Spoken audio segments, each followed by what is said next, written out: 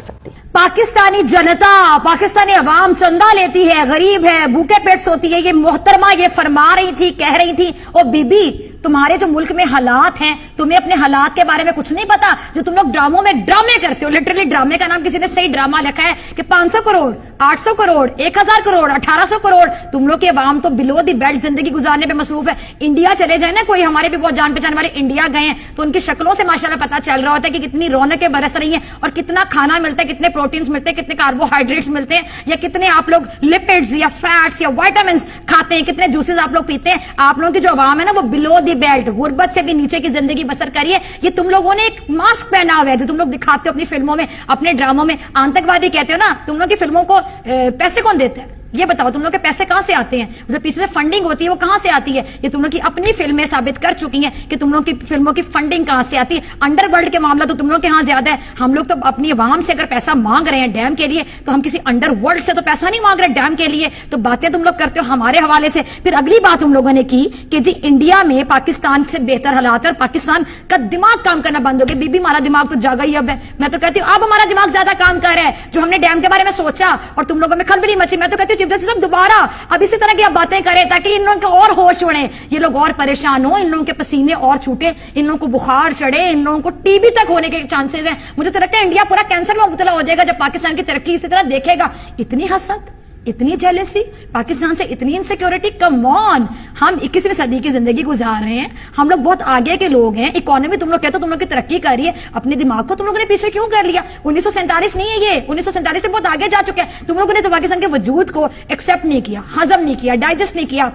तो डेफिनेटली तुम लोग पाकिस्तान से बहुत ज्यादा हसद करते हो, जेलस होते हो, क्योंकि हमेशा दूसरे के बारे में बात वो करता है जिसके हवास पे दूसरा सवार होता है और वो आपको अपने से बेहतर लगता है। हमने कभी इंडिया के बारे में बात नहीं की, वो डैम केयर, हम बहुत बिजी हैं अपनी जिंदगी में। हमें जरूरत नहीं कि हम इंडिया के बारे में हमेशा बात करें, इंडिया में अपने एजेंट्स भेजें, इंडिया पे नजर रखें। फिर दूसरा तुमने कहा कि पाकिस्तान में जो जहादी लोग हैं वहां पे पाकिस्तान का पैसा जाता है, फंडिंग होती है। रॉ को कितनी फंडिंग होती है बता दो। कुलभूषण आया था, क्या भूखे पेट आया था, क्या पैसे लिए बगैर आया था? जो रॉ के एजेंट्स आ जाते हैं पाकिस्तान में मुदाखलत करने, ये कैसे आ जाते हैं? ये पाकिस्तान में जब आते हैं तो क्या इनको फंडिंग कोई नहीं करता? तो अपनी रॉ के बारे में तुम लोगों का क्या ख्याल है? हमारे बारे में तुम लोग बहुत बातें करते हो, हमारी जहादी तंजीमों के बारे में आप लोग बहुत बातें करते हैं। हाफिज सही तुम लोग को हजम नहीं होता आज तक। पाकिस्तान के हवाले से तुम लोग जो बातें करते हो, अपने टॉयलेट्स तो सही करवा लो। एक मूवी आई थी अगर मैं गलत नहीं हूं जी, शौचालय, टॉयलेट्स को कहा जाता है। टॉयलेट एक प्रेम कथा, आपको याद होगा, मेरे प्रोड्यूसर ने मुझे अभी बताया क्योंकि मैं फिल्में ज्यादा नहीं देखती। टॉयलेट एक प्रेम कथा।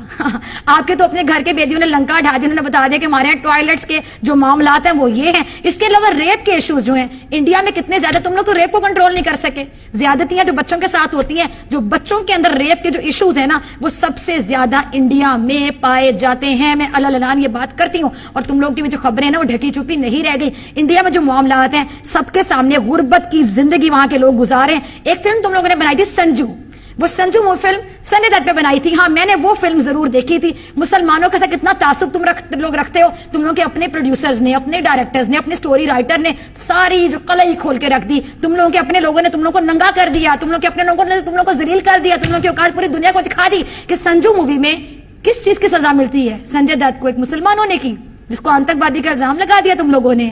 क्या कहूं मैं तो लानत भी नहीं भेज सकती टीवी पे बैठ के। सिर्फ एक कहूंगी कि शर्म तुमको मगर आती नहीं, अपने गिरेबान में तुम झांक कर देखते नहीं। तुम लोग पाकिस्तान के बारे में बात करते हो, पाकिस्तान के बारे में सोचते हो। मैं तो इस बात पे खुश हूं, आज मैं बड़ी शुक्रगुजार हूं कि अल्लाह ताला ने हमें इस काबिल बनाया कि somebody is talking about us, कोई हमारे बारे में बात कर रहा है, वहां बैठ के हमारे बारे में सोते जागते उठते बैठते खाते पीते हमारे बारे में बात करते हैं। तुम लोग तो टॉयलेट जो मसले हल नहीं होते, तुम लोग टॉयलेट में भी जाके पाकिस्तान के बारे में सोचते हो कि पाकिस्तान में आगे क्या होने जा रहा है, पाकिस्तान की इकॉनमी आगे तो नहीं चली रहेगी, पाकिस्तान कर्जे उतार तो नहीं देगा, पाकिस्तान में डैम बन के तो हमारा जो मोदी है वो धमकी किसको लगाएगा कि पानी बंद करेंगे। जब वहां पे पानी आ जाएगा, वहां पे बिजली के मामला हल हो जाएंगे तो पाकिस्तान तो हमसे आगे निकल जाएगा, पाकिस्तान की तो इज्जत में इजाफा हो जाएगा।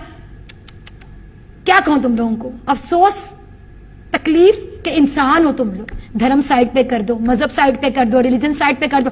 मजहब की बात कर लेते हैं ना, तुम लोग के इंडिया में आज तक जो मुसलमान जिंदगी गुजारे, सिखों की बात कर लेते हैं, क्या मामला था उनके साथ, सब यकीनी तौर पे जानते हैं और तमाम लोग देखते भी हैं। कैमरे की आंख से कोई महफूज नहीं रहता। इसके साथ साथ हमारे यहाँ जितने भी हिंदू रह रहे हैं, आप कराची में चले जाएं, काफी हिंदू वहां पे रहते हैं। कभी किसी ने शिकायत की कभी किसी को प्रॉब्लम हुई, उनको आजादी है अपनी मजहबी। सिखों के हवाले से ये जो यहाँ पर क्या शहर है जी, ननकाना साहब, वहां पे जब सिख आते हैं उनको अपनी मजहबी रसूमात अदा करने में कभी पाकिस्तानी गवर्नमेंट ने परेशान किया, कोई परेशानी हुई? मेरे फैन पेज पे बेशुमार लोग ऐसे हैं जो इंडियन हैं, सिख हैं, जो पाकिस्तान से राब्ता करते हैं, जो इंडिया के हालात के बारे में आगाह करते हैं। तो मैं क्या कहूं तुम लोगों के बारे में? शर्म तुमको मगर आती नहीं, शर्म तुमको मगर आती नहीं, शर्म तुमको मगर आती नहीं। Shame on you India, shame on you India, shame on you India. आइंदा हमारे बारे में बात करने से पहले इस क्लिप को जरूर याद रखिएगा, इस प्रोग्राम को जरूर याद रखिएगा और अपने गिरेबान में झांक कर जरूर देखना। यहां से तो आर्टिस्ट भी वहां पर रहता है, तो तुम लोग धमकियां लगा के वहां पे भेज देते हो। तुम लोग के आर्टिस्ट तक हमारे आर्टिस्टों से हसद का शिकार हो जाते, क्योंकि जो टैलेंट पाकिस्तानियों में है वो तुम लोगों में हो ही नहीं सकता। आज के प्रोग्राम, इंडिया की 1.25 अरब आबादी ने पाकिस्तान का टमाटर बंद करके एक नीच हरकत की है। उनका यह ख्याल है कि पाकिस्तानी जो है टमाटर के बगैर जिंदा नहीं रह सकते। लेकिन मैं ये तौबा तौबा का ये मकाम है कि इस वक्त जो है टमाटर बंद करके जिस तरह उन्होंने कहा है, और ये हम टमाटर मोदी के, राहुल के मुंह पर मारते हैं। तौबा तौबा, ये इंडियन की गंदी और नीच हरकत की है। आपने ये तो जरूर सुना होगा कि खिसियानी बिल्ली खंबा नोचे, लेकिन आज हम आपको बताते हैं कि जब जेब या खजाना खाली हो जाता है तो इंसान दिमागी दिवालियापन पर उतर आता है। और आजकल पाकिस्तान के मीडिया को देखकर कुछ ऐसे ही लग रहा था, लेकिन आज हम बोलेंगे और तुम सुनोगे। तौबा तौबा, आज ये क्या हो गया? तौबा तौबा, पाकिस्तान के खिलाफ भारत ने बड़ी कार्रवाई कर दी। तौबा तौबा, 12 मिराज विमानों ने पाक और पीओके में घुसकर जैश के ठिकानों को तबाह कर दिया। तौबा तौबा, 1000 किलोग्राम के बम गिरा दिए। तौबा तौबा, 300 से ज्यादा आतंकी ढेर कर दिए। तो जिस पाकिस्तान की पूरी इकोनॉमी गधों के भरोसे चलती हो, वो हमें गुर्बत का ध्यान झाड़ रहा था आजकल। और इनकी हालत को देखकर तो ऐसा लगता है कि पाकिस्तान में बच्चे भी गधे ही पैदा होते हैं और बड़े होकर गधों से ही उनकी रोजी रोटी चलती है। तो गुर्बत में कौन जी रहा था? चलिए आपकी गलतफहमी भी तोड़ देते हैं आज। और हाँ, पाकिस्तानी मीडिया जरा ये नखरे शक्रे दिखाने से पहले अपने लोगों से थोड़ी जानकारी तो मांग ली होती। आज हम बोलेंगे और तुम सुनोगे। कर्ज लेकर घी पीना, कोई तुमसे और तुम्हारे पाकिस्तान से पूछे। सिर से लेकर पांव तक कर्ज में डूबा है तुम्हारा पाकिस्तान। दिवालिया होने की कगार पर पहुंच गया है तुम्हारा पाकिस्तान। हर बार भिखारी की तरह कटोरा उठाया और चले गए अपने मुंह बोले पापा चीन के पास। वैसे तुम लोग चीन से जाकर कहते क्या होगे?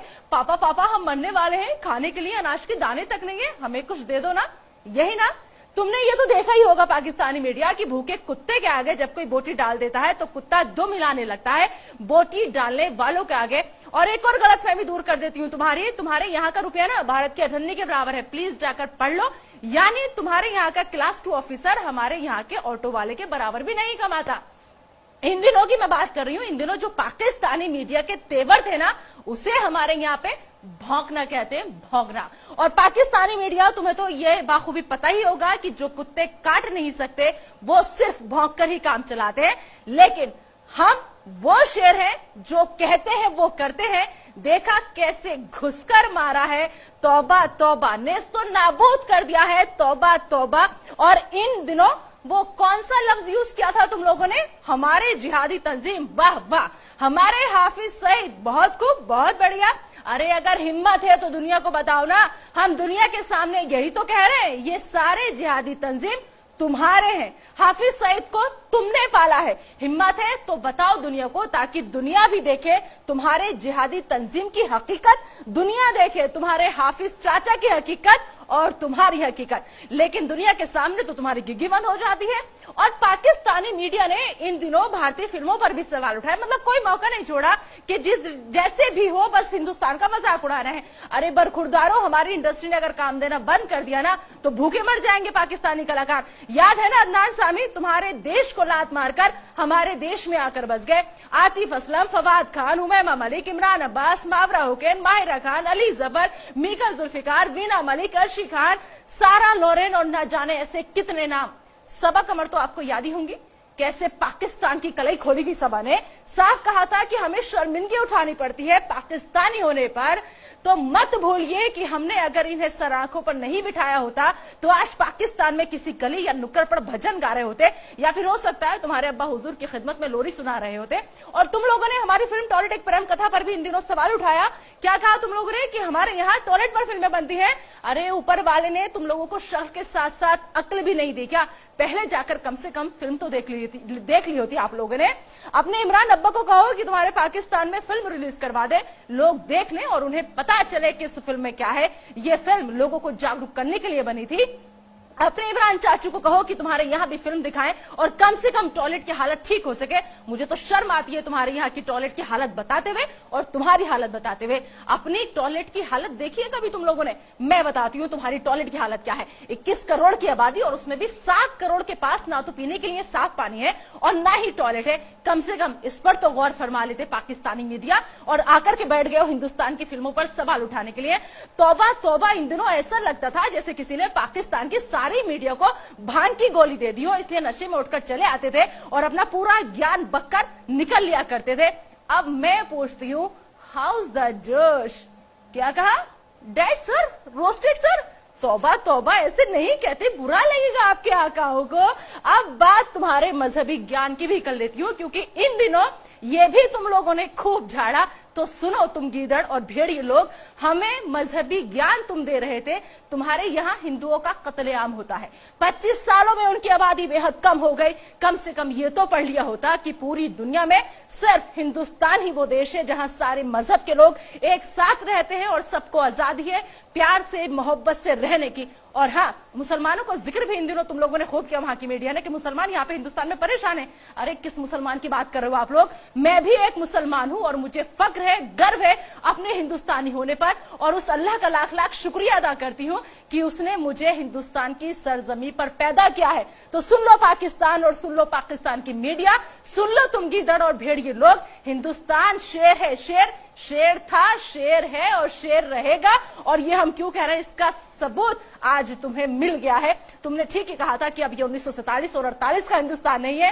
ये भी गलतफहमी दूर कर लो कि 1971 का हिंदुस्तान है। अब की बार घुटने पर तो झुका दिया है और जरूरत पड़ी तो काट कर रख देंगे। याद है ना 2016 घर में घुसकर सेका था और वैसे ही आज फिर से सेका है, क्योंकि हम बोलकर मारते हैं, सामने से मारते हैं। हम तुम्हारी तरह बुज़दिल नहीं है। और अब तुम लोग बदले की बात कर रहे हो, किससे बदला लोगे? हमारी शराफत देखो, अभी भी शर्म महसूस करो कि हमने ना शहरियों को निशाना बनाया है, ना तुम्हारी फौज को निशाना बनाया है, सिर्फ आतंकी और उनके कैंपस तबाह किए हैं। तुम्हें तो हमारा शुक्रगुजार होना चाहिए कि तुम्हारा काम हमने कर दिया। बाकी जो बचे हैं उन्हें अगर खुद तबाह कर लो तो इसी में तुम्हारी खैर है, क्योंकि सोचिए अगर जंग हुई तो तुम्हारा मुल्क हिंदुस्तान के सामने कितने मिनट टिकेगा?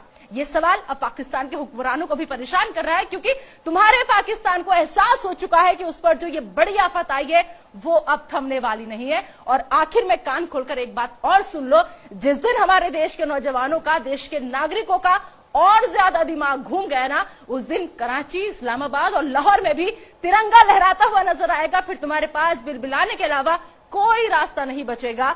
जय हिंद की सेना।